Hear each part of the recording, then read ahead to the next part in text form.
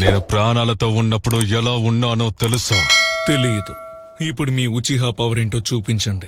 నేనేంటో చూపిస్తాను. జులువి తెలిసింది మృగరాజు, అడుగు వేస్తే అగ్ని పర్వతం. కొండ దిగి వస్తున్న కొదమ సింహం, శత్రువులకు ఇది అంతిమ యుద్ధం.